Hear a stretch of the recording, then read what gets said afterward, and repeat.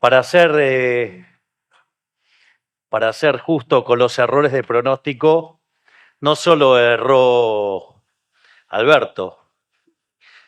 Conozco un caso, me acuerdo cuando el profe Spert se lanzó a la política, que lo hizo en una reunión en New York City, y entonces en un momento el prócer, Alberto Venegas Lynch, hijo, me llevó a un costado.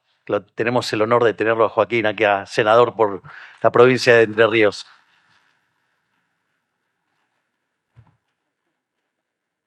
Y entonces me dijo, pero usted no se va a meter en política, ¿no? Porque lo necesitamos en la batalla cultural.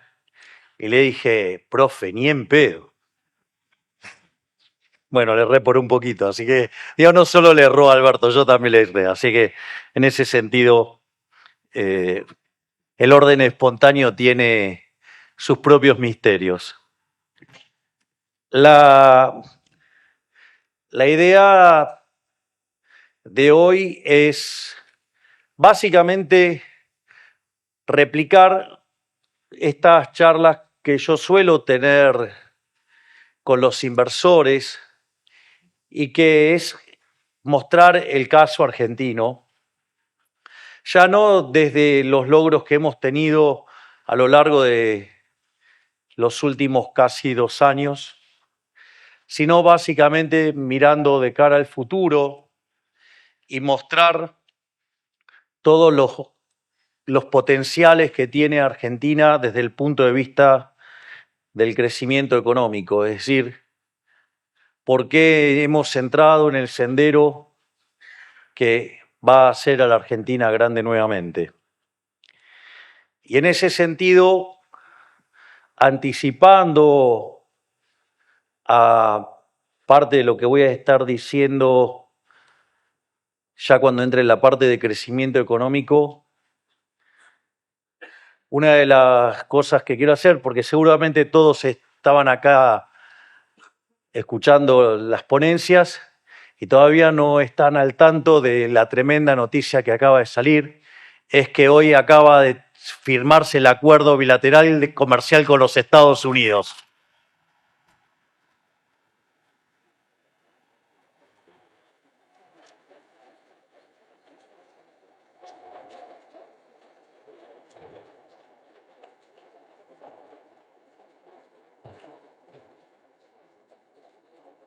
Así es que, como verán, estamos fuertemente comprometidos en hacer grande la Argentina nuevamente.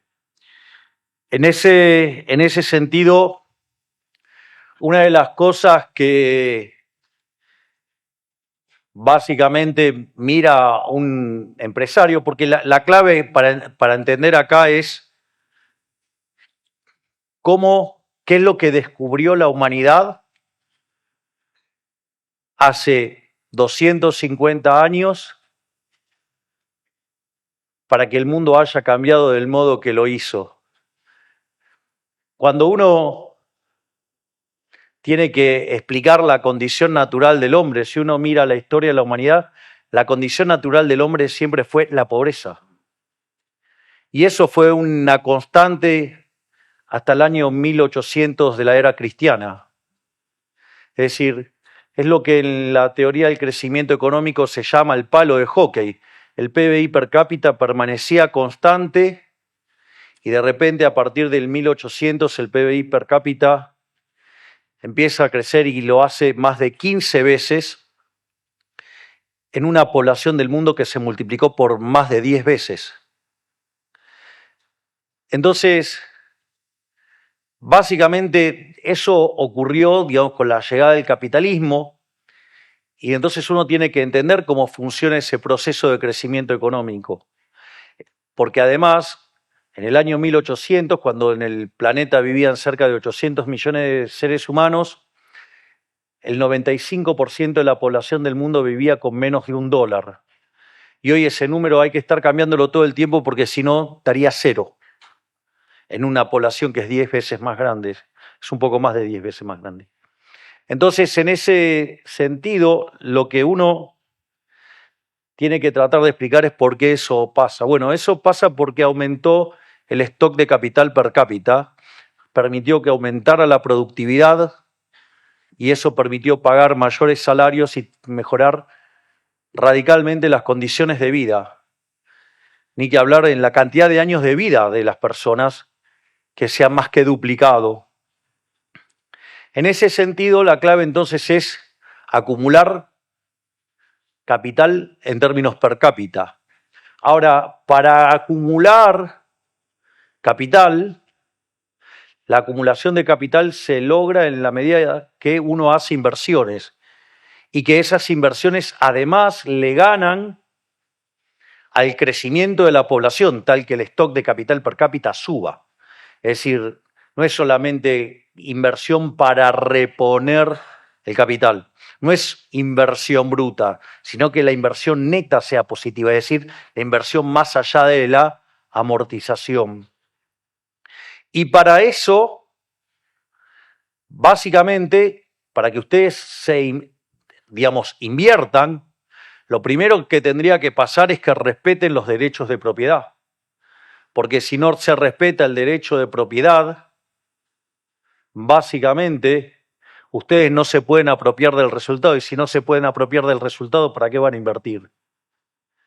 Y no solo eso, sino que también el rol que juega la libertad. Porque cuando ustedes le ponen una regulación, le están arruinando la vida también. Y, qué sé yo, digamos, el ejemplo más palpable, más claro, fue el caso de la ley de alquileres en Argentina, ¿no? Es decir, para que se vea con mucha claridad que cuando ustedes le ponen una regulación, también es una forma de expropiación, es una forma de vulnerar el derecho de propiedad, es una forma de violentar lo que ustedes querrían hacer con su propiedad.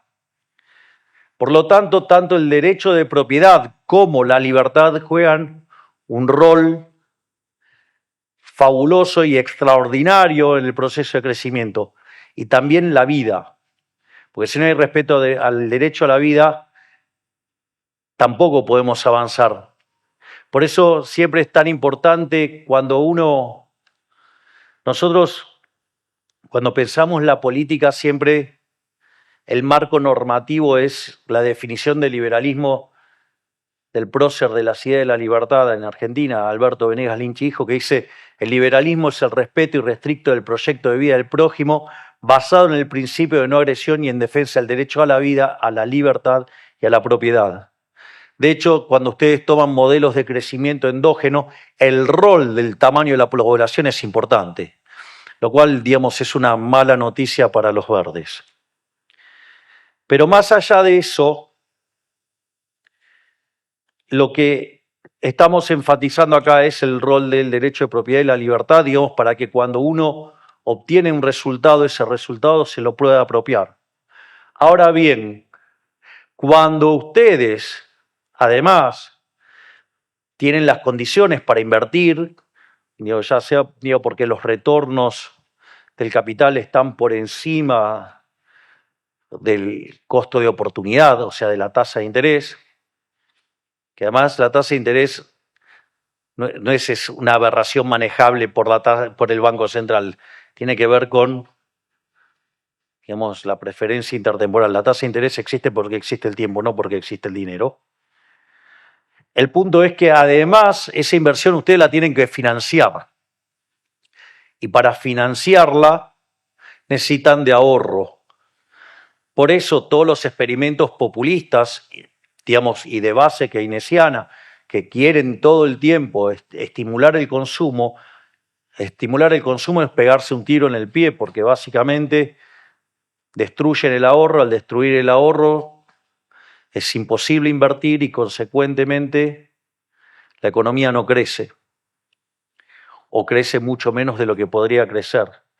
Digo, para los que estén acostumbrados en términos de finanzas, básicamente la lógica en cuanto a mirar cuantitativamente este problema es que ustedes miren el ROIC, o sea, el retorno sobre el capital invertido, o si lo quieren más básico, el ROA, el retorno sobre activos, exceda al costo de oportunidad del capital, que vendría a estar dado por el WACC, ¿sí? El costo y en la medida que el retorno de los activos excede el WACC, digamos, ustedes en términos financieros tendrían el EVA, ¿no? Un EVA positivo, o sea que estarían creando valor y por ende tendrían incentivo a hacer las inversiones. Pero para eso de vuelta, ustedes tienen que tener el financiamiento. Y ese financiamiento deviene del ahorro. Y nuevamente, si ustedes o estimulan el consumo alegremente desde el Estado o automáticamente, digamos, generan expropiaciones que penalizan el ahorro o controlan, por ejemplo, la tasa de interés y no le permiten el retorno que corresponde a la situación de ahorro-inversión, ustedes estarían dañando ese proceso de crecimiento. Entonces, es importante, digo, lo que hacen en materia de ahorro, es importante lo que hacen en materia de inversión, es importante lo que hacen en materia de derechos de propiedad y lo que hacen en materia de libertad. Y obviamente que también hay otro elemento que tiene que ver con los impuestos, porque cuando ustedes cobran impuestos, el retorno del capital cae, por lo tanto, digamos, esa genialidad de que no podemos subir los impuestos y no va a pasar nada, eso no se cumple. Es decir, la inversión no es como suponía Keynes. Es muy interesante cuando ustedes leen la teoría general, libro que muchos que se llaman keynesianos no lo leyeron, pero no importa. Primero que es muy difícil encasillar a Keynes porque las obras completas son 30 tomos. Yo confieso que no leí las obras completas, no leí los 30 tomos. Leí solamente algunos de los libros. Con alguno que otro me empeciné, ¿no? Que lo leí varias veces, que es el caso de la teoría general de la ocupación, el interés y el dinero. Ese lo leí 5 veces y escribí un libro criticándolo, donde básicamente hace tanto lo mismo para el consumo como para la inversión. Tiene un capítulo de la inversión que en teoría de la inversión es maravilloso. Lo que pasa es que cuando escribe el capítulo siguiente, dice que la inversión depende de una cuestión lírico-testicular. Matemáticamente vendría a ser como que está dada exógena. Y bueno, nada, y se imaginarán lo que quise decir con lo primero. Los dejo a su criterio.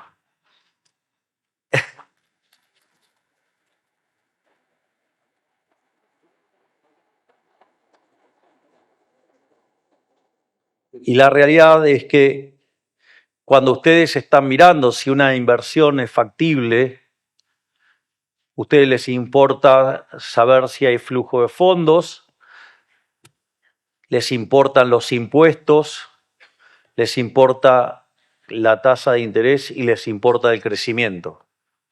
Entonces, si nosotros decimos que Argentina va a ser grande nuevamente, significa que Argentina se va a capitalizar fuertemente. Hay también algo muy interesante ahí, que es, hay un símbolo chino que al mismo tiempo significa crisis y oportunidad. La realidad es que Argentina, después de 100 años de populismo o un poco más, o de abrazar socialismo de distintos pelajes, uno lo que tiene es que Argentina se descapitalizó y de ser uno de los países más ricos del mundo pasó a ser un país de ingresos medios de mitad de la tabla para abajo, que además, como si eso fuera poco, lo que uno tiene como contrapartida es que al momento que llegábamos nosotros al poder, estábamos camino a Venezuela. Es decir, convertirnos en Venezuela era mucho más factible y tangible de lo que parecía. Entonces, así como estaba esa oportunidad de crisis, también está la oportunidad de salir hacia adelante, porque dado el nivel tan bajo de capitalización que tiene la Argentina, eso significa que el retorno en el capital en Argentina es muy alto. Es decir, que hay muchísimas oportunidades de negocio en Argentina. O concretamente, digamos, se eleva muy positivo, un ROIC muy grande, y que básicamente el truco está en cómo hacemos para bajar el costo de oportunidad del capital, ¿no? El costo promedio ponderado del capital. es decir, cómo bajamos la tasa de interés, pero no cocinada desde el Banco Central a mano por un burócrata, sino cómo cambian las condiciones de mercado para que la tasa de interés sea más baja. Entonces, lo primero que uno tiene que explicar es, bueno, entonces hay flujo de fondo. ¿Dónde hay flujo de fondo? Es decir, ¿dónde hay oportunidades de negocio? ¿Dónde hay chances de hacer negocios en Argentina? Y la verdad es que en Argentina hay varios sectores que presentan grandes oportunidades para hacer negocios. Por ejemplo, uno de los casos más importantes es el caso de la minería.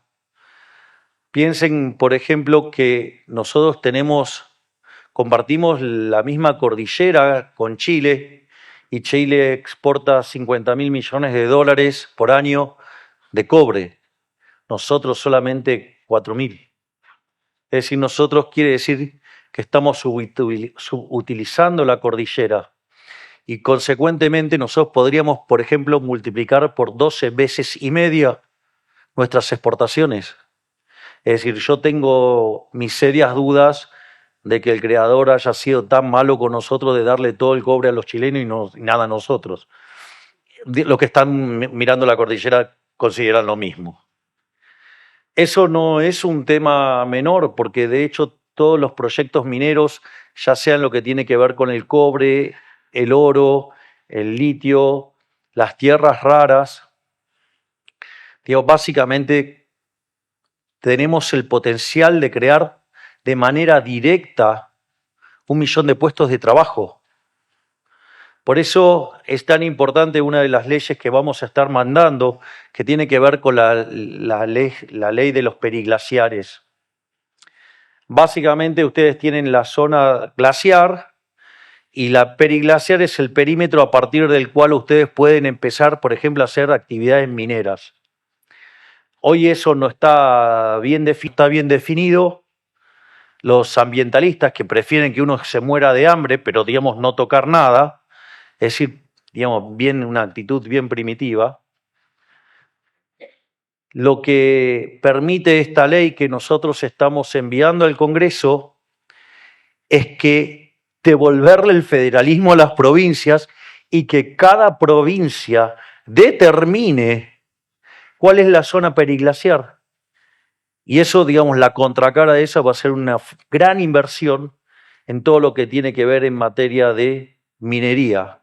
Es decir, por eso es tan importante, por ejemplo, esta ley de periglaciares. De hecho, esa idea ni siquiera es mía.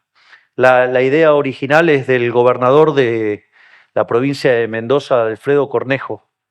Y me parece que es mejor que cada provincia determine cuál es la zona periglaciar y que de una vez por todas nos pongamos a aprovechar las riquezas naturales que nos han, digamos, sido ofrecidas.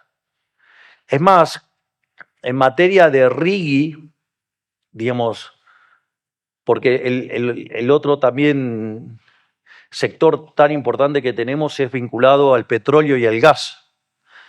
Y de hecho, recientemente hemos anunciado la inversión más grande de la historia argentina en el acuerdo entre YPF y Eni, la empresa italiana, digamos, por 30.000 millones de dólares. Ahora, es interesante también entender la naturaleza de dicho negocio, ¿no? Porque básicamente eso va a permitir que, por ejemplo, la balanza comercial que va a generar el sector de oil and gas a partir del año 2031 va a ser de 50.000 millones de dólares. Es decir, sería el doble de lo que aporta, por ejemplo, el campo argentino hoy. No solo eso, sino que además, digamos, en el RIGI ya tenemos asignadas, ya hay aprobados 25.000 millones de dólares, hay 25.000 millones de dólares pendientes de aprobación. Si sumamos el caso de YPF, Eni, y sumamos la inversión anunciada por Sam Altman de OpenAI por 25.000 millones de dólares, Argentina durante el último año tuvo anuncios de inversión por 100.000 millones de dólares.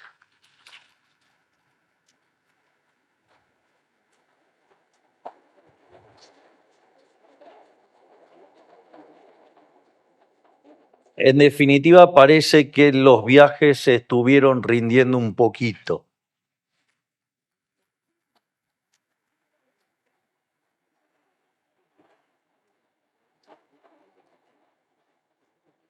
Y cada vez que vean un proyecto minero, cuando anuncien un proyecto minero, bueno, quiero que sepan que esa medalla se la cargan dos personas. El hoy, digamos, canciller Pablo Quirno y la secretaria general de la presidencia Karina Milei, que son los que hicieron justamente todo el roadshow minero.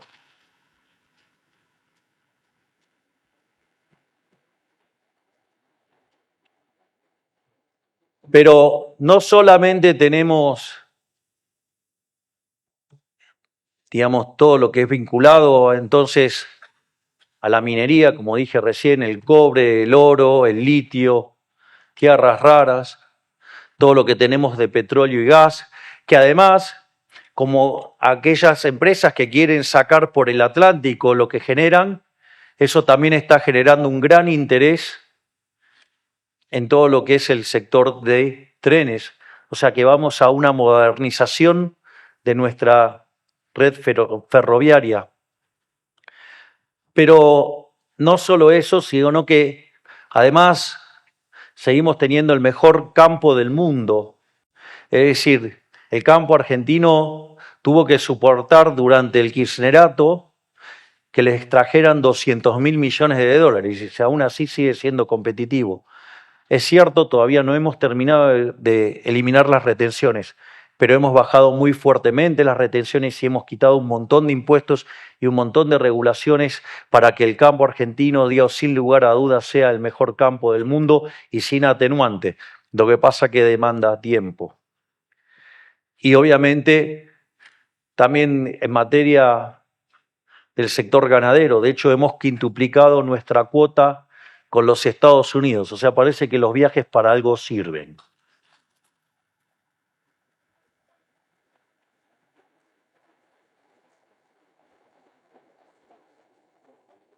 Pero no solo tenemos eso, sino que también Argentina ha decidido reinsertarse en el mundo en materia nuclear.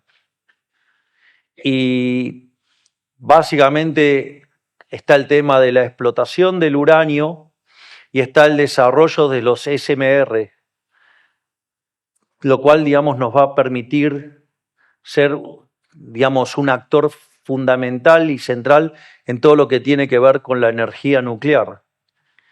Todas cosas que estaban olvidadas, dejadas de lado y que no tenían ningún rol y que hoy de la mano del trabajo enorme que está haciendo Demian Reidel nos ha vuelto a poner en el tablero mundial.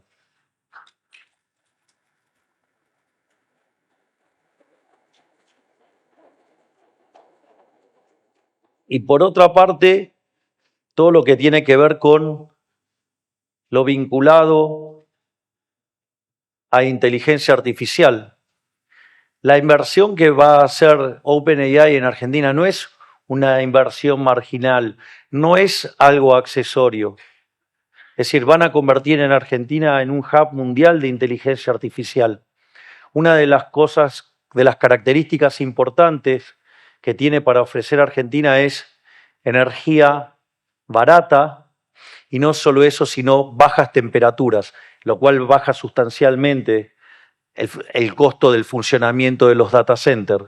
Y no va a ser un data center así nomás, sino que va a ser algo verdaderamente de punta, con lo cual, digamos, en materia de inteligencia artificial, digamos, vamos a tener un rol muy importante y eso, digamos, más adelante en la presentación voy a explicar el rol que tiene la inteligencia artificial como mecanismo que acelera el crecimiento económico. Más allá de eso, entonces, lo que queda claro es que hay negocios para conseguir flujo de fondos, o sea, con lo cual hay oportunidades de negocios, es decir, Argentina tiene chances importantes de abastecer al mundo en sus dos máximas preocupaciones o demandas, que es la demanda de energía y la demanda de alimentos. Es decir, están dadas las condiciones para que Argentina entre en un nuevo siglo de oro y que dejemos la barbarie populista y nos volvamos a convertir en la primer potencia mundial.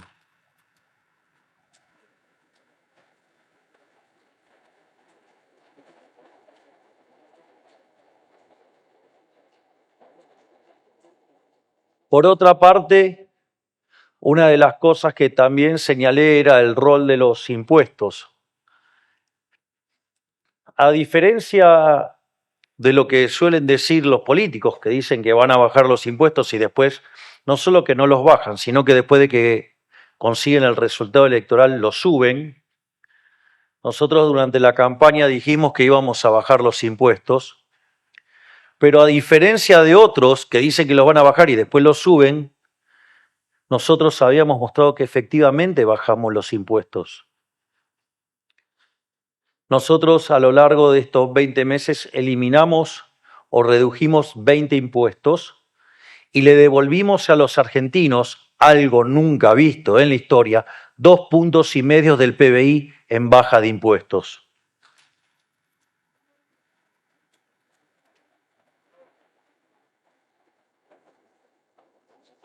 Y de hecho, el plan fiscal que tiene desarrollado el mejor ministro de Economía de la historia argentina, Luis Toto Caputo,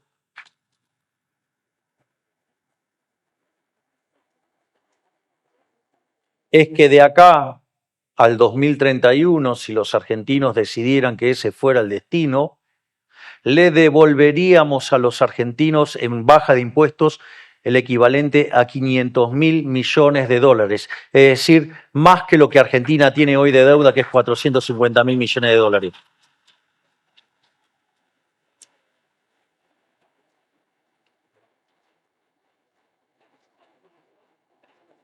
Por eso también es muy importante que hemos enviado para las extraordinarias no solo el presupuesto, que tiene un compromiso con el déficit cero, también tiene un compromiso de que de una vez por todas saquemos la ley colchón, o sea, la presunción de inocencia de los argentinos. No es que, porque para el fisco argentino está invertida la carga de la prueba, somos todos culpables hasta que se demuestre lo contrario.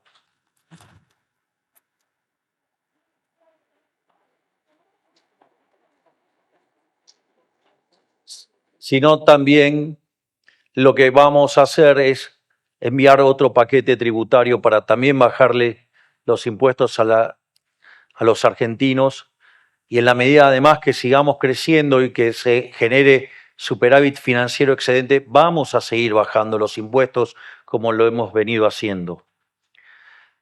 Pero no solo eso, sino que también es importante lo que estamos planeando en materia de empleo y de modernizar las leyes laborales. O sea, lo que tiene que ver no solo con eliminar la industria del juicio, sino también con un concepto que a nosotros son 7 bloques, pero básicamente lo que tiene que ver con el concepto de prelación, que es que el acuerdo más chico mata acuerdo más grande, es decir, un acuerdo de empresa mata a un acuerdo, digamos, municipal, un acuerdo municipal mata a un acuerdo provincial, un acuerdo provincial mata a un acuerdo regional y un acuerdo regional mata a un acuerdo nacional. Eso, por ejemplo, hay un trabajo de la Universidad de San Andrés, de los alumnos de macro avanzada del doctor Sturzenegger, que básicamente compara la productividad de la zona pampeana con la zona del noroeste. Y ahí demuestra que la productividad en la zona pampeana es 20% más alta. Consecuentemente, si ustedes las condiciones se fijan acorde a la zona pampeana, ustedes destruyen puestos de trabajo en la zona del noroeste. Si básicamente ustedes permitieran que se hicieran en forma regional esos acuerdos, el empleo en la zona del noroeste subiría un 17%. Y eso lo que le permitiría a los gobernadores de la región es que le liberaría recursos que no tendrían que estar tomando empleados públicos como una suerte de seguro de desempleo permanente, sino que además le liberaría recursos ya sea o para bajar impuestos o para hacer las obras que no hacen. O sea, dedicarse a las tareas que les encomendó, digamos, el formato que tenemos, que tienen a cargo la educación, la seguridad, ¿sí? Digamos, la salud. Entonces, eso les permitiría además elevar la productividad de las provincias. Entonces, eso sería todo ganancia. Por eso es tan importante esta ley. Pero al margen de eso, ¿por qué es importante este tipo de cuestiones y que los salarios mapeen con la productividad? Porque la transformación que está llevando Argentina es tan importante que va a requerir la reasignación de recursos. Y en la medida que ustedes tengan mercados laborales más flexibles, lo que va a permitir es que la gente pueda encontrar empleo muy rápidamente. Es más, si nosotros vamos a estar generando una aluvión de divisas tan grande en el sector transable, ustedes lo que van a tener es que la moneda se va a apreciar inexorablemente y van a tener reasignación de recursos hacia el sector no transables, es decir, el sector de servicios. O sea, la gente va a querer, digamos, no sé, digamos, ir a un restaurante o ir a ver un espectáculo, digamos, a tener una vida más normal. ¿Y eso qué es lo que va a pasar? La consecuencia de ello es que el sector de servicios se va a expandir mucho. Y el sector de servicios es el que es más intensivo en trabajo y va a permitir esto pagar salarios muchísimos más altos. Entonces la gente va a poder no solo conseguir trabajo, sino que además esos trabajos van a estar muchísimo mejor remunerados. Consecuentemente es una ley muy importante hacia adelante, pero también para corregir el problema que tenemos. O sea, cualquier persona que mire los números del mercado laboral y vea que el 50% está en la informalidad, claramente no puede venir a decir que se pierden derechos. Primero porque todos los que tienen derechos adquiridos tienen la potestad de poder seguir bajo el contrato que tienen actualmente, con lo cual nadie de los insiders pierden derechos. Y los que están en el mercado informal no tienen ningún derecho, con lo cual sí van a tener derechos. Por lo tanto, digo, no hay que dejarse psicopatear por estos mentirosos estafadores que lo único que quieren es asegurar sus negocios personales a costa del empleo y del hambre de los argentinos de bien.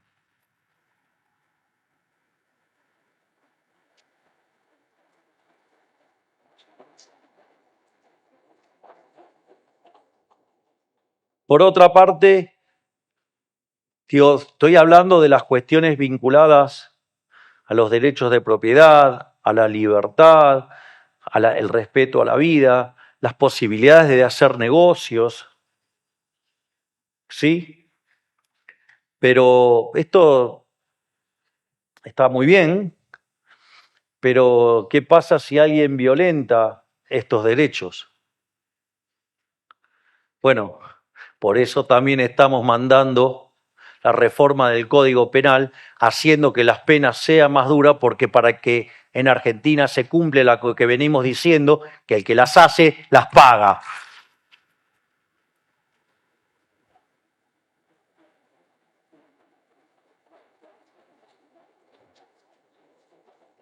Pero además no solo eso, porque digo, este es el paquete de extraordinarias, cuando me junté con nuestro flamante ministro del Interior, ese tipo fuera de serie que es el Colo Santilli, dije, este es el paquete para ordinaria, extraordinaria. Ahora te paso todo el paquete de extraordinarias y sigue. Lo que quiero decir es que nosotros estamos profundamente agradecidos por el acompañamiento que nos ha dado la población en estas elecciones de medio término, donde le ganamos 41-24 al kirchnerismo y estamos cerrando la noche populista.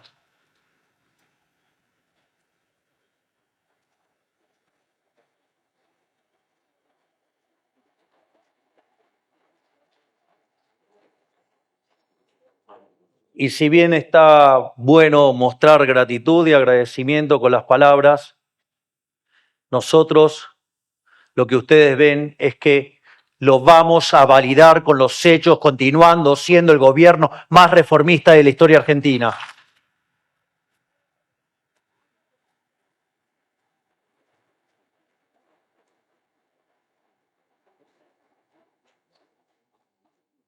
Dicho esto sobre las reformas, sobre las potencialidades de negocios y lo que pensamos hacer en materia impositiva, pero quedan dos discusiones adicionales, que es la discusión de la tasa de interés y la discusión del crecimiento. Una cosa muy importante es entender qué es la tasa de interés, porque la sensación que uno tiene es que la gran mayoría de los economistas no saben qué es la tasa de interés. Es decir, los economistas, en lugar de ser parte de la solución, son parte del problema. Y la verdad que en algún lugar la profesión perdió la brújula, porque sinceramente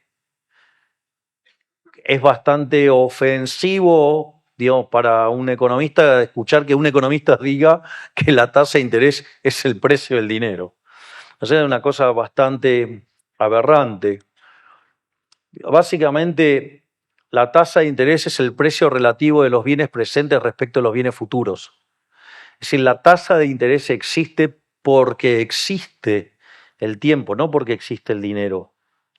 Básicamente, digamos, cuando ustedes quieren, lo bueno es que como este público, entiende bastante de economía austríaca, por lo tanto lo que voy a explicar no resulta esotérico, pero en otros contextos sí, aviso que sí. Básicamente, cuando ustedes miran la determinación de la tasa de interés, está determinada por la interacción entre el ahorro y la inversión. Y el ahorro no es ni más ni menos que el consumo futuro. Por lo tanto, si ustedes piensan en un sistema de equilibrio general, de modo tal que los efectos ingresos se cancelan porque lo que gana uno lo va a perder otro, quiere decir que lo único que queda es el efecto sustitución. Concretamente, las curvas de demanda tienen pendiente negativa. Por lo tanto, si el precio de los bienes presentes respecto a los bienes futuros sube, lo que ustedes van a ver es que el consumo presente baja en favor del consumo futuro. Es decir, que cuando la tasa de interés baja, lo que van a tener es que si la tasa de interés baja, sube el consumo presente, y si la tasa de interés sube, aumenta el consumo futuro. Es decir, y ustedes van a ver que entonces si la tasa de interés sube y el consumo futuro aumenta, quiere decir que aumenta el ahorro. Consecuentemente van a encontrar esa relación funcional que muestra que el ahorro sube cuando sube la tasa de interés. Y naturalmente lo mismo vale para la inversión, porque cuando la tasa de interés baja significa que los bienes futuros están más caros que los bienes presentes. Y eso tiene incentivo a que ustedes pasen la producción del presente al futuro. Es decir, la inversión aumenta. Es decir, ¿cómo pasan producción del presente al futuro? Con la inversión. Y en ese contexto es donde ustedes determinan la tasa de interés. Fíjense que no juega ningún rol el dinero ahí. Digamos, es todo vinculado al sector real. Entonces, si uno quisiera sacarle una foto a la tasa de interés, lo primero que vería es que uno de los componentes, es una foto, no, ojo con esto, no es que esto se puede hacer ex post, no se le ocurra pretenderlo hacerlo ex ante. Pero como somos austríacos no vamos a hacer esa cosa. O sea, vamos a mirar la foto, no vamos a creer que podemos determinar la foto. Pido por favor porque esto no es menor. Si ustedes miran los componentes entonces de lo que es la tasa de interés, uno tiene que ver con la preferencia temporal. O sea, si ustedes tienen todo un conjunto de personas que están apurados, bueno, obviamente, la tasa de interés va a ser, una monstruosidad, porque quieren consumir todo ahora, por lo tanto va a ser muy alta porque los bienes presentes van a estar mucho más caros que los bienes futuros. Otro elemento que juega un rol muy importante en la tasa de interés es el riesgo país. A mí algunas cosas, la deshonestidad intelectual de algunos economistas me sorprende, algunos por ignorancia, otros porque directamente tienen mala intención. Ahora lo que no puedo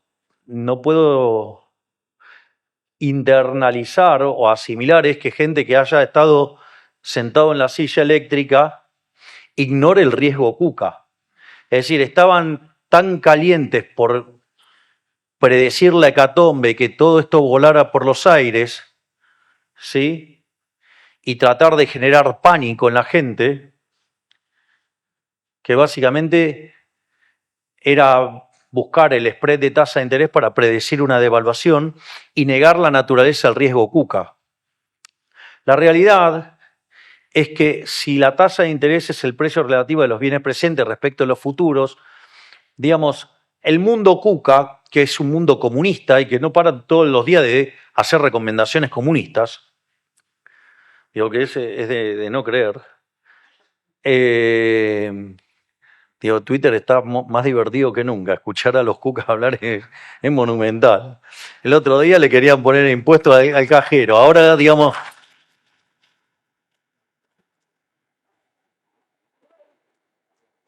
ahora volvieron con el impuesto a la herencia. O sea, digo, no se renovaron en nada. Digo, siguen viviendo, no sé, digamos, en el mundo de los picapiedras.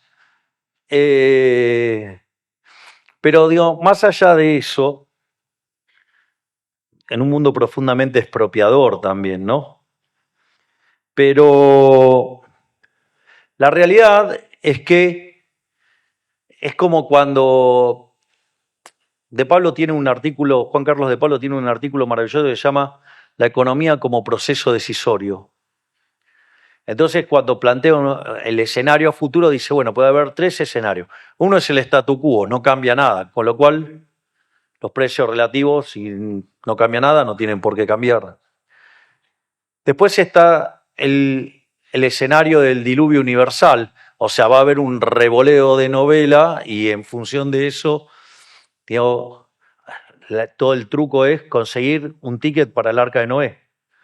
¿De qué color es el ticket del Arca de Noé en Argentina?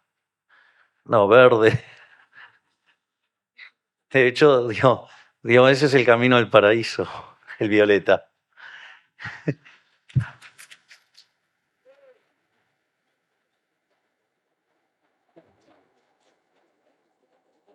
Pero al margen de esa situación, el otro escenario es el escenario del fin del mundo.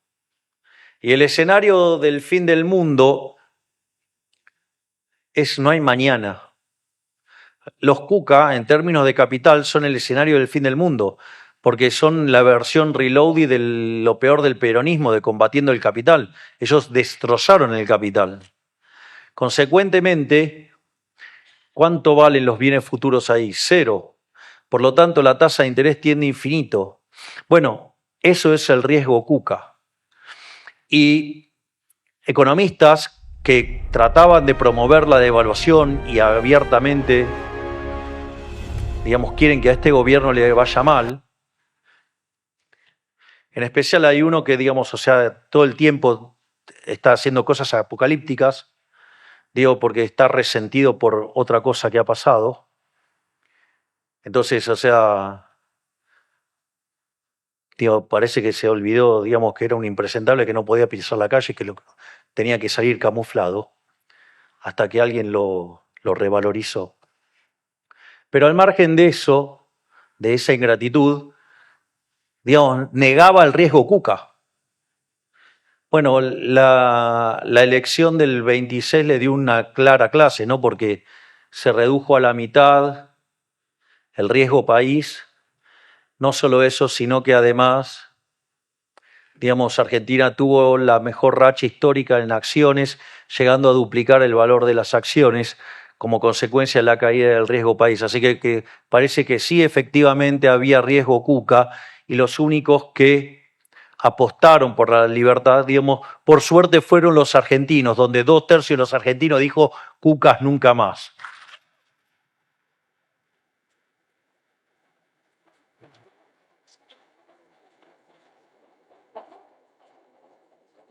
Entonces, otra parte importante es el riesgo país. Y el riesgo país tiene que ver con la insolvencia.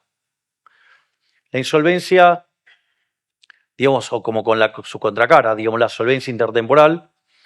¿Qué es lo que asegura la solvencia intertemporal? La solvencia intertemporal se asegura cuando la relación deuda-producto es no creciente, es decir, se mantiene constante o cae en el tiempo.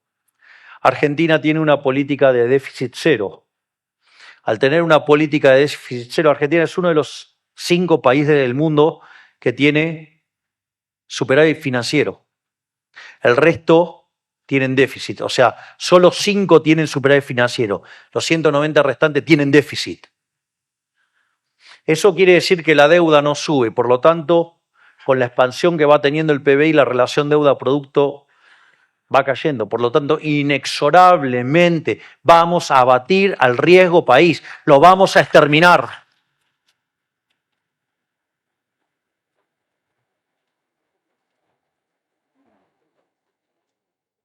Por otra parte, si ustedes son una empresa y van como empresa, tienen una parte del riesgo que es riesgo específico.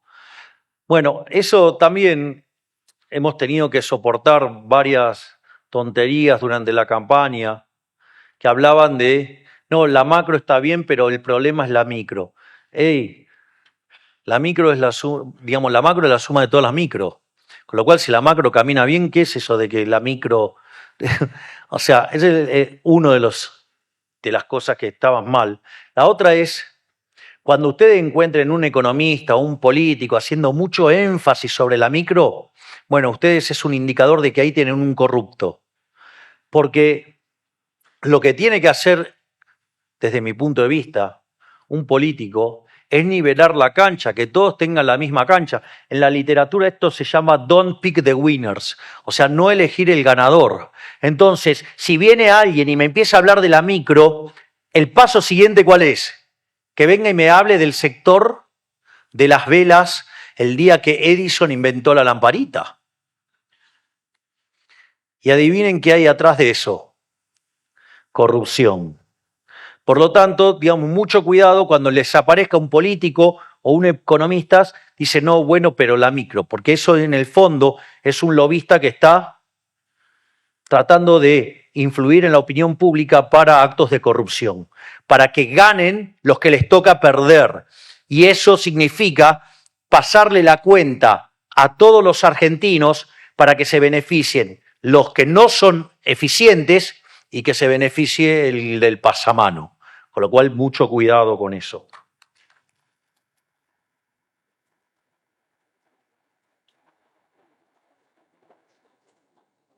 En ese sentido, básicamente, nosotros entonces estamos trabajando en pulverizar el riesgo país y no solo eso, sino que además, cuando ustedes tienen una economía monetaria, la tasa de interés se le escalaría ¿en qué términos? Deberían también contemplar el efecto de la tasa de inflación. Y una de las cosas que estamos haciendo es bajar la inflación. Nosotros, cuando llegamos al poder, la tasa de inflación corría al 1,5% diario. Si ustedes toman la inflación mayorista, que es la que se adelanta, fue del 54% mensual. Si ustedes miran el desequilibrio monetario que tenía el Banco Central, que tenía cerca de 4 bases monetarias venciendo un día, es decir, que podíamos cuantiplicar la cantidad de dinero en un día, más el equivalente de 9 bases monetarias en deuda en pesos, venciendo a menos de 3 meses, más el hecho de que había un sobrante monetario que era el doble del Rodrigazo, que podría haber multiplicado los precios por 12, la inflación por 12, perdón, teníamos todas las condiciones dadas para que la tasa de inflación pudiera ir a niveles que oscilaban entre el 15.000 y el 20.000%. Solo basta que hacer las cuentas y alcanza y sobra. Si bien, digo, el dato de inflación de ayer fue del 2,3%, lo que hay que...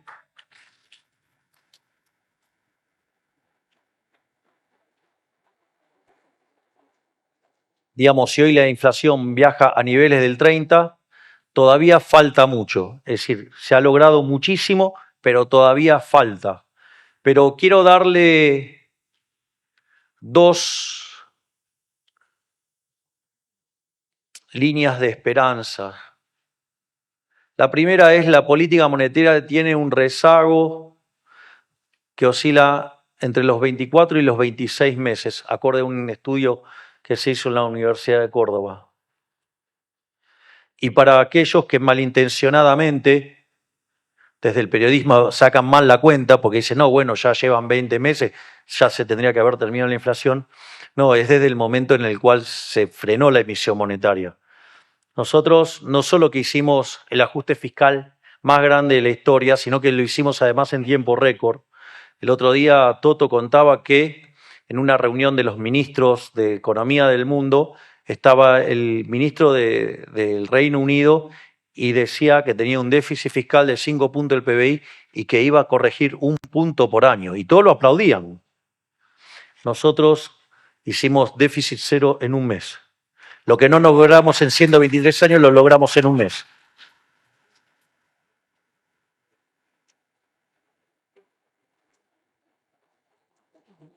Aparte, si bajamos 2,5 puntos de impuestos, le aviso que el verdadero ajuste que hicimos es de 7,5 puntos. Es decir, bajamos el gasto público en términos reales 30%. Y eso sí que es devolverle libertad a la gente, porque lo que decía Rothbard era que la verdadera presión fiscal era el tamaño del sector público. Y nosotros hemos bajado el gasto público en 30% en términos reales. Miren si le estamos devolviendo libertad a la gente.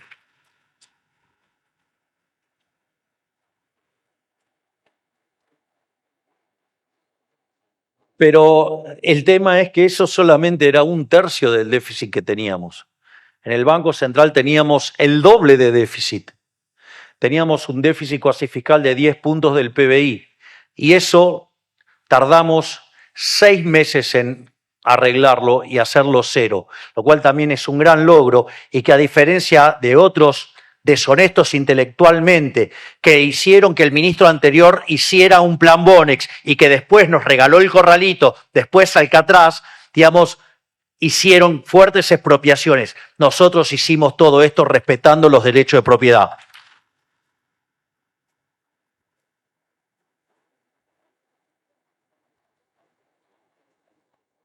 Pero, ¿qué quiere decir esto? Porque yo el otro día escuchaba a un periodista que en realidad es un operador, o sea, es un sicario, eh, y decía, no, bueno, pero entonces ya, digamos, está cerca de los meses, tendría que desaparecer la inflación. Hay que contarle a ese señor que, digamos, la cantidad de dinero recién la pudimos fijar a mitad del año pasado, con lo cual para mitad del año que viene o para el mes de agosto del año que viene, la inflación en la Argentina habrá sido una mala historia que se termina.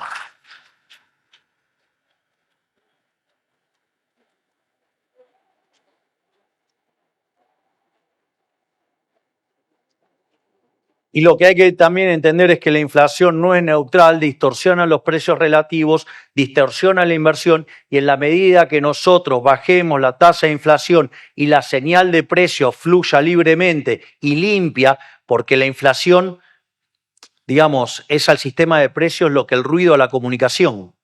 Cuanto más ruido hay, peor se comunica, pero no es porque el que transmite lo hace mal y el que recibe no entiende, porque hay ruido.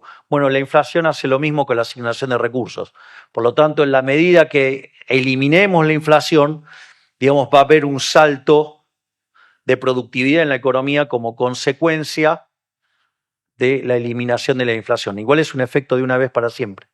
Y la otra noticia importante y que me parece que vale la pena mencionar, otro de los mitos que hemos derribado es la idea del pass-through, de que cuando ustedes devaluaban, eso se iba a precio. Nosotros explicábamos el efecto Hume-Cantillon y todo, pero también entendemos que llevamos 100 años de historia, perdón, 90 años de historia donde a la gente se la estafó con el impuesto inflacionario y que entendía que el dólar era un indicador anticipado de lo que se venía. Y Nosotros, la contracara de que se dolarizó la economía argentina por el equivalente del 42% de M2, el número más grande desde el retorno de la democracia. O sea, nunca existió un ataque de semejantes características. Aún así, el programa resistió. O sea, miren, digamos, si el programa será bueno. Pero no solo eso, sino que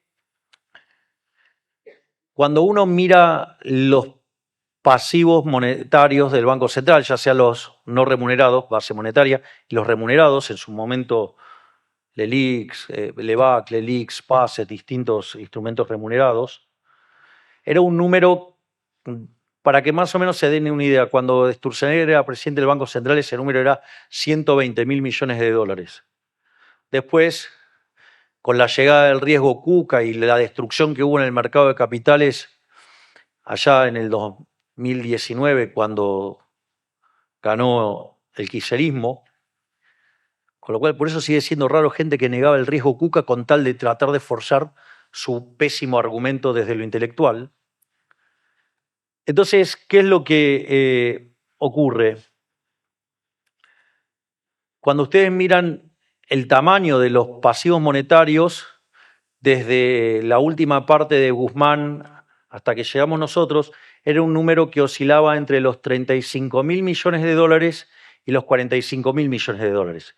Es decir, cuando llegaban a 45.000 millones de dólares, se generaba una devaluación, esa devaluación hacía que bajaran los pasivos del central a 35.000 millones, ahí, digamos, los individuos se posicionaban en tasa y ahí empezaban a hacer carry trade y volvían a 45.000 millones y volvía la crisis. Era un número que oscilaba entre 35.000 y 45.000 millones de dólares. En ese sentido, una de las cosas que pasa es que en promedio, entonces, los pasivos del Banco Central oscilaban en 40.000 millones de dólares. Y nosotros, digamos, a pesar de que tomamos medidas que fueron fuertemente criticadas, por ejemplo, imagínense si hubiéramos dejado los 20 billones del EFIS en la calle. Digo, hoy no estaríamos contando de historia. Pero, digamos, o sea, algunos economistas bastante precarios que parecen entender poco se pasaron criticando la medida. Pero al margen de eso, que tampoco tienen la honestidad intelectual, digamos, de reconocer ese error, lo que parecía increíble era que se pudiera romper ese nivel de 35.000 millones de dólares porque básicamente implicaba que se destruyera capital de trabajo en la economía. Entonces, aquellos que tengan una empresa saben lo difícil que es construir el capital de trabajo, que el capital de trabajo está vinculado con el ciclo de vida de lo que es entre lo que se cobra y lo que se paga en una empresa, el cash que usa la gente para hacer las transacciones. Entonces era un número muy difícil de romper, porque aparte si ese piso estaba durante el kirchnerismo, claramente era como que parecía un recontrapiso.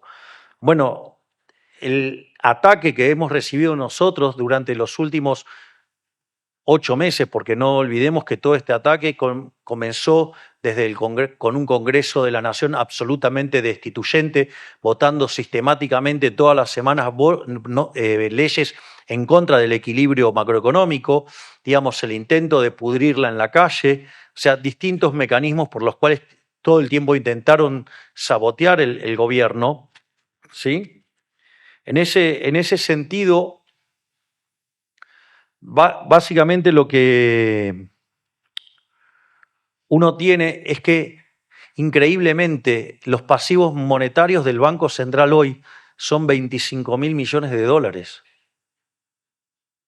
Es decir, los argentinos le sembraron tanto pánico que hasta se comieron 10.000 millones de dólares del capital de trabajo. Y si ustedes limpian por el efecto de la suba de encajes, probablemente el número excede los 15.000 millones de dólares. Es decir, y a pesar de ese ataque, estamos de pie, ganamos las elecciones y entramos en el camino de la Argentina grande.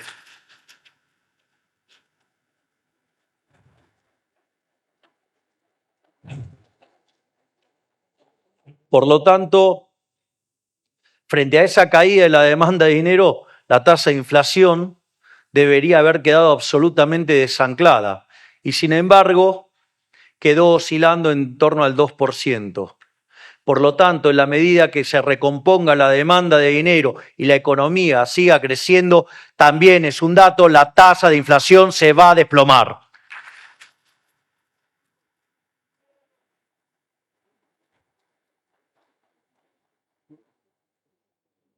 Finalmente, lo que queda es ahora explicar el crecimiento económico. Hemos explicado los sectores donde Argentina podría estar generando este crecimiento y que además son evidentes porque se está generando. Pero ahora, explicar las bases del crecimiento de largo plazo. Y ahí básicamente tenemos tres motores. El primer motor es el Ministerio del Coloso, de Federico Sturzenegger, que es el Ministerio de Desregulación, y que debería llamarse, nosotros en privado le decimos el Ministerio de los Rendimientos Crecientes, pero es muy nerd que le digamos el Ministerio de los Rendimientos Crecientes. Entonces le pusimos de desregulación para que nos entiendan. Pero en realidad la idea de ese ministerio es liberar rendimientos crecientes. Rendimientos crecientes significa que un aumento de la productividad del factor que ustedes estén mirando. Si ustedes recuerdan, yo arranqué la presentación hablando del palo de hockey. Es decir, que el PBI per cápita se mantenía constante hasta el año 1800 y a partir del año 1800 el PBI per cápita subió 15 veces en un contexto donde la población se multiplicó por 10. Es decir, el PBI del mundo se multiplicó por 150 veces.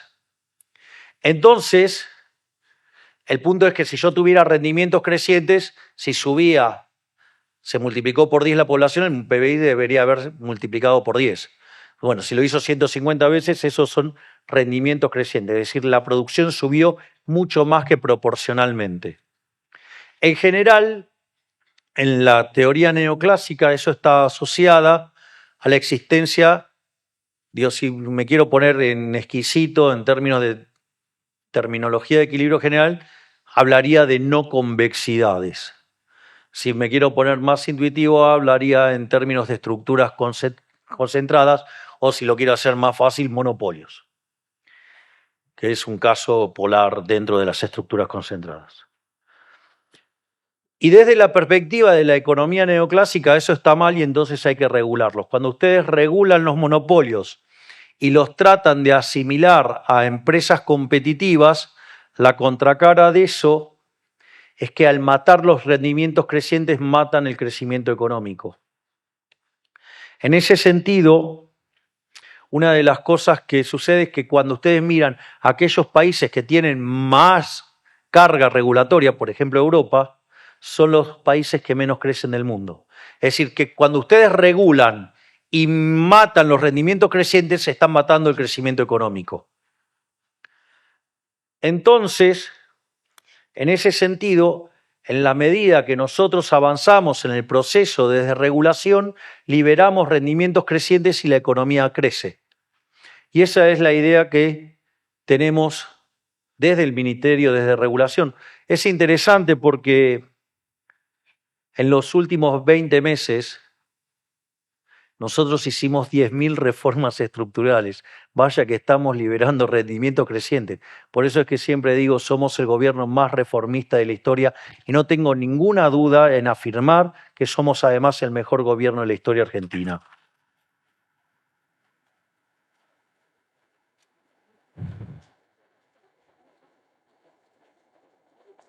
Y además,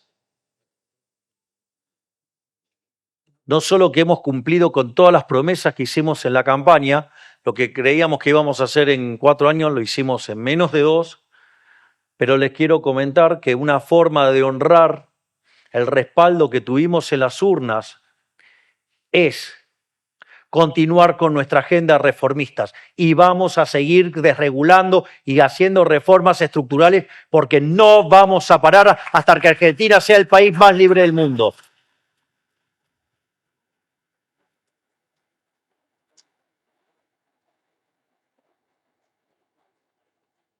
El segundo motor de crecimiento económico,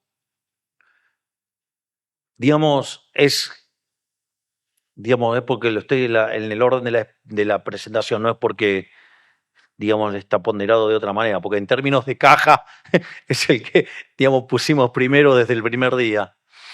No había plata para nadie salvo para la ministra Petovelo. Digo, acá tengo testigos que lo pueden validar. Pero es el capital humano. Entonces, ¿de dónde sale la idea del capital humano?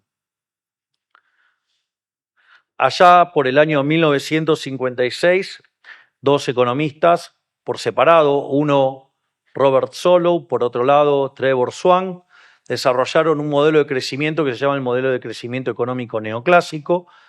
Digo, el modelo fue una sensación total y al año siguiente Robert Solow fue y lo testeó empíricamente. Cuando quiso explicar el crecimiento económico con dicho modelo, que era muy lindo en términos matemáticos, ¿cuál fue el problema? Que solamente explicaba el 15%.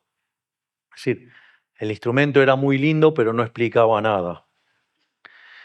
Entonces, en ese contexto, una de las cosas que pasaron es que la réplica que hubo desde la Universidad de Chicago, que el Departamento de Economía estaba manejado por George Stigler, dijo, tu problema es que no contemplas el capital humano.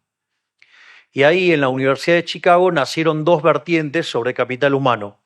Una que es la más conocida, que es la vertiente micro, que es Gary Becker, ¿sí? Todo lo que es de Gary Becker vinculado al capital humano. Miren qué homenaje que le hicimos nosotros a Gary Becker, que a un ministerio le pusimos capital humano. Y por otra parte, la versión macro de capital humano estuvo a cargo de Hirofumi Usawa, que era un japonés, que fue quien tutorió la tesis doctoral de Miguel Sidrowski, que probablemente es uno de los 5 economistas más grandes de la historia argentina. Así que miren qué cercano que está todo el tema de capital humano a nosotros.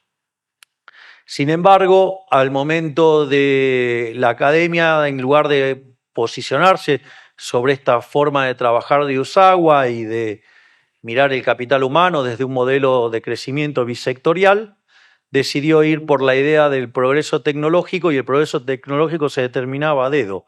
Es decir, con lo cual el crecimiento económico terminaba explicando por el dedo. Igual hay una anécdota muy, muy divertida porque me acuerdo que yo no lo presencié, pero digo, no tengo por qué no creerle a quienes contaron la anécdota. En una reunión de la Asociación Argentina de Economía Política, un economista le refuta a otro diciendo, no, bueno, pero eso es a dedo, ¿no? Y el otro le contesta, bueno, pero, digamos, en el MIT también lo hacen así, le dice. Dice, bueno, pero el dedo es el de Samuelson, ¿no? Era un dedo un poquito más calificado.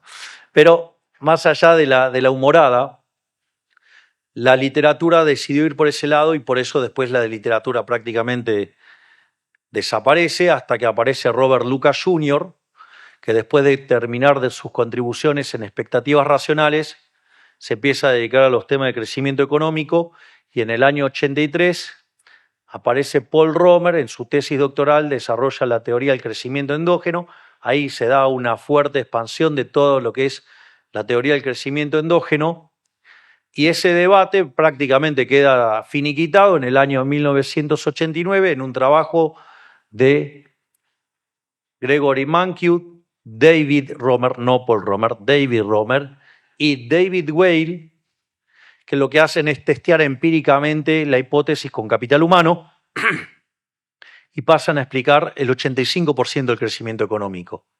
Es decir, y dicen, bueno, se terminó el debate, el crecimiento económico es capital humano.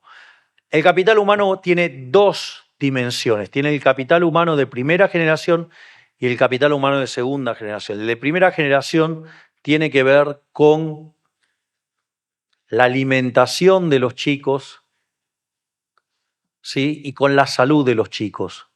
Si ustedes se fijan, nuestro Ministerio de Capital Humano, una de las cosas muy importantes que tiene es toda la parte que es de niñez y familia, que es darle contención a los chicos cuando llegan. O sea, ya sea el plan, por ejemplo, 1000 días, o que se duplicó en términos reales la asignación universal por hijos. Pero además hicimos algo que decían que era imposible, que era terminar con los gerentes de la pobreza.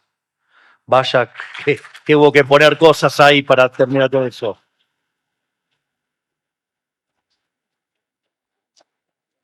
Y eso está complementado con el accionar del Ministerio de Salud. Ahora, el capital humano de segunda generación es el que tiene que ver con la parte vinculada a la educación. Y ahí también nosotros estamos trabajando muy fuertemente en todos los estadios de la educación. Pero para llegar ahí los chicos primero tienen que estar bien formados y sanos.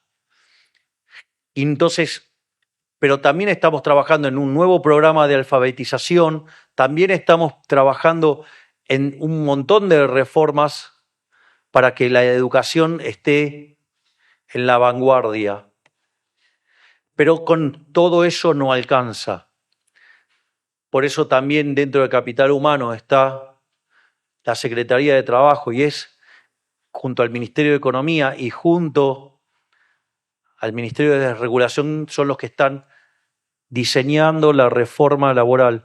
Quiero hacer una nota de color de vuelta sobre los mentirosos de los periodistas.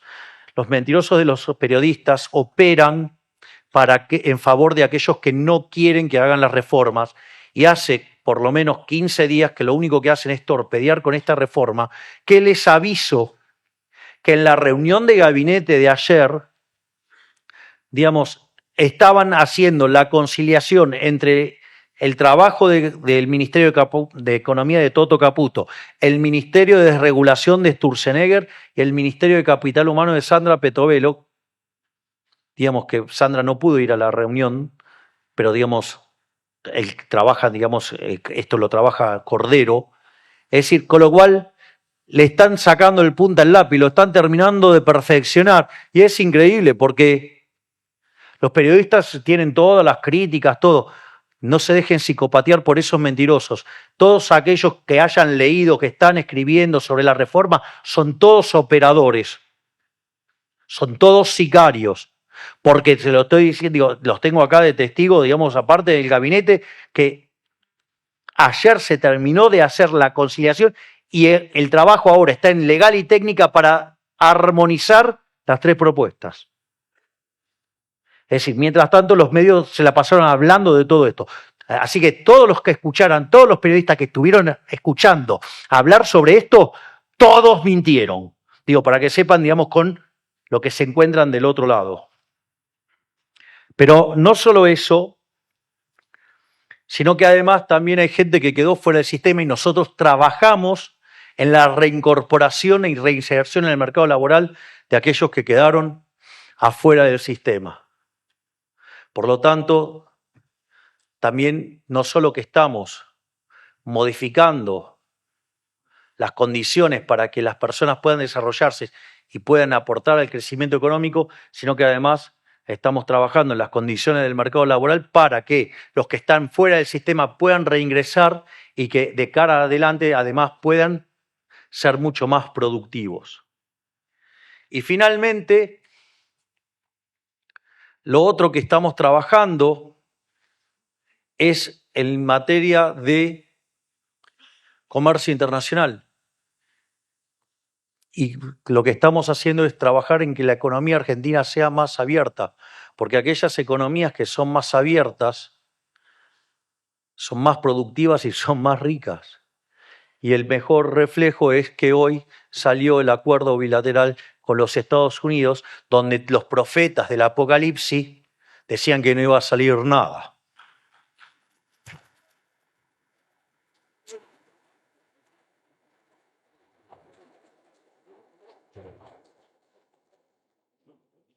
Y ahora queda el bonus track. Y es Déjalo que está bien donde está.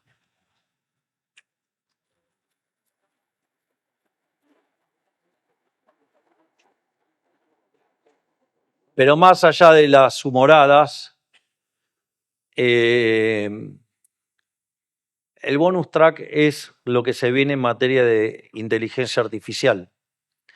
La idea del palo de hockey, el que la vio primero fue Adam Smith. Digamos, en su segundo libro, digamos, el primero fue la teoría de los sentimientos morales, y el segundo, digamos, es la investigación sobre la naturaleza y la causa de las riquezas de las naciones. La parte 4 es básicamente un modelo de crecimiento.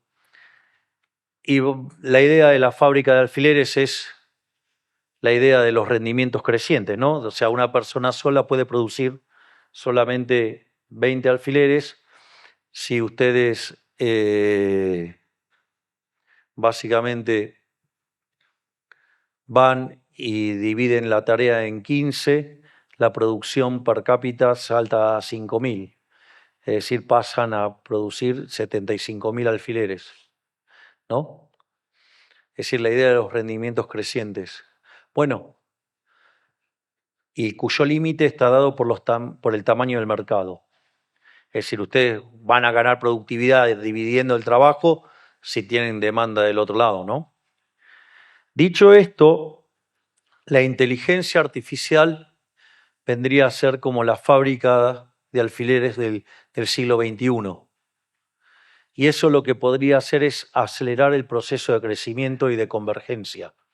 Por ejemplo, nosotros decimos que de mantener este rumbo en 10 años nos vamos a parecer a España, en 20 años nos vamos a parecer a Alemania, en 30 años a Estados Unidos y en 40 años vamos a ser la primer potencia mundial.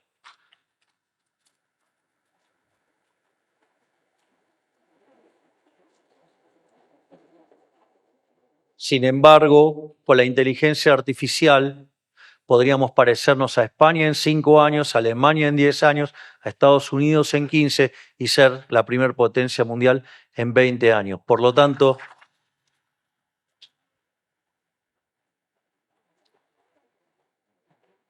de ahí nuestra apuesta tan fuerte por la inteligencia artificial. Y mientras tanto, del otro lado están los tirapiedras cavernícolas que la quieren regular a punto tal de matarla antes de nacer. Muy propio de los kirchneristas.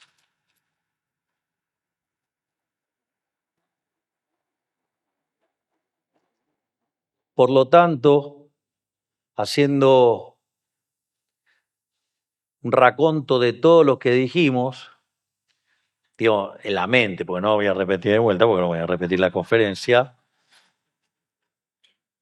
en lo que estamos haciendo en materia de flujo de fondos, o sea, creando, digamos, habilitando que la economía, que los agentes puedan expresarse en términos de proyectos de inversión, en baja de impuestos, en baja de tasa de interés y en potenciar el crecimiento económico, no tengo dudas que luego de lo que ocurrió el 26 de octubre, Argentina va a ser grande nuevamente. Muchísimas gracias. De esta manera, despedimos al señor presidente de la Nación y damos por finalizado el 20º Congreso de Economía Regional, los desafíos del crecimiento económico. A todos, muchas gracias.